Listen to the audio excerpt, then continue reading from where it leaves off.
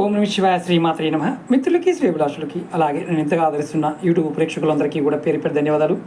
మిత్రులరా, మీ అందరికీ పరాదేవత ఎల్లవెల్లా మీతో ఉండి మీ మనోవాంఛ నెరవేర్చాలని మనస్ఫూర్తిగా కోరుకుంటున్నాను.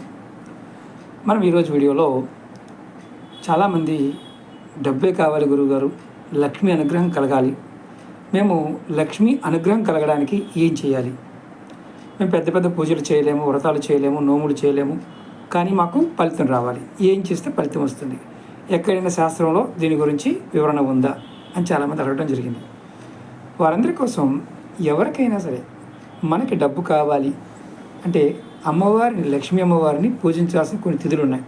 అలాగే ఇంద్రుడు లక్ష్మీదేవిని ఎలా ఆరాధించాలో కూడా చెప్పాడు. మీకు ఈ వీడియోలో నేను పూర్తిగా వివరిస్తాను. మీరు ఎవరైనా సరే ప్రతిరోజు 3 పూట్ల ఉదయము, మధ్యాహ్నం, సాయంత్రం లక్ష్మీ అష్టోత్తరాన్ని చదివారనుకోండి, మీ జాతకంలో లక్ష్మీ యోగం లేకపోయినా మీకు లక్ష్మీ యోగం కలుగుతుందని ఇంద్రుడు చెప్పాడు. అలాగే అష్టమి, చతుర్దశి, నవమి, శుక్రవారము, మంగళవారము, పౌర్ణమి, అమావాస్య. మరొకసారి చెప్తాను.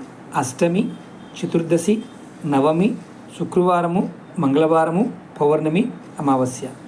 ఈ రోజుల్లో లక్ష్మీ అమ్మవారిని పూజించడం ద్వారా సకల కార్యాల్లో విజయం సాధిస్తారని మీకు పురాణాల్లో కూడా చాలా క్లియర్గా చెప్పడం జరిగింది. ఇది ఎవరు చెప్పారు, ఈ మాట ఎవరు చెప్పారు? మనం పురాణాలు వింటున్నప్పుడు సనత్ కుమారుడు అని వింటూ ఉంటాం. ఆయన చెప్పిన మాట, లక్ష్మిని మనం ఖచ్చితంగా మన ఇంట్లోకి ఆహ్వానించాలంటే ఈ తిథిలో, అంటే మీరు నెలలో ఖచ్చితంగా ఈ తిథిలో చేయండి. అలాగే ఇంకొక మాట ఏంటంటే, ఎప్పుడూ కూడా గుర్తుంచుకోండి, మీ సంపాదన విషయంలో కానీ డబ్బులు సంపాదించినప్పుడు మీకు గొప్పలు చెప్పకండి. అలాగే డబ్బు ఉంది కదా అని నోరు జారకండి. అలాగే తెలిసిన వాళ్ళే కదా అని నాకు ఎంత వచ్చాయి అంత వచ్చాయని చెప్పకండి.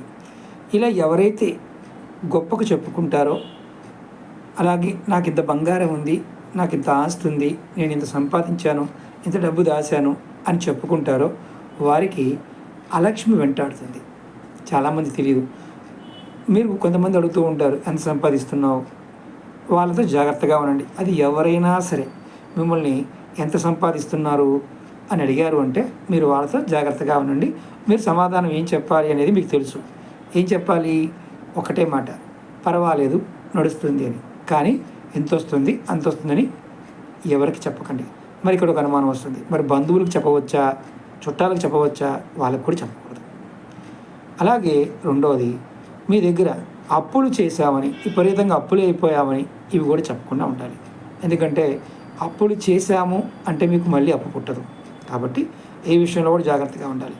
ఇంకొక ముఖ్యమైన విషయం ఏంటంటే, మేము ఇంకేమీ చేయలేము గురువుగారు, బద్ధకం బండంత ఉంది సార్ మాకు, మేమేం చేయలేమండి అనేవారికి కూడా ఈ వీడియోలో పరిహారం చెప్తాను. మీరు ప్రతిరోజు కూడా మీకు బద్ధకం బాగా ఉంటే స్నానం చేస్తున్నప్పుడు ప్రతిరోజు కూడా కొద్దిగా, అంటే ఒక 4-5 ముక్కలు కల్లుప్పు నీళ్ళలో వేసుకొని స్నానం చేయండి.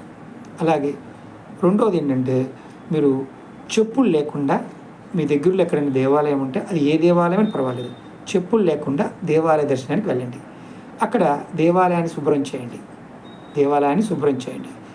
ఒక 5 నిమిషాలని అక్కడ కూర్చొని ఆ మూల విరాట్, అక్కడ ఎవరైతే ఆ దేవాలయానికి సంబంధించిన మూల విరాట్ ఎవరైతే ఉన్నారో అక్కడ ఆ స్వామివారిని మనసులో తలుచుకోండి. ఇలా మీరు ఒక 41 రోజుల పాటు చేసినట్లయితే మీకున్న శని, రాహు, కేతు, కుజుడు ఈ ప్రభావాలు మీ జాతకంలో దశల్లోనూ, అంతర్దశల్లోనూ, విదశల్లో ఉన్నప్పటికీ కూడా వాటి ప్రభావం తగ్గిపోతుంది. ఇది ప్రయత్నపూర్వకంగా చేయండి. అలాగే మీకు ఈ వీడియో నచ్చినట్లయితే లైక్ చేయండి.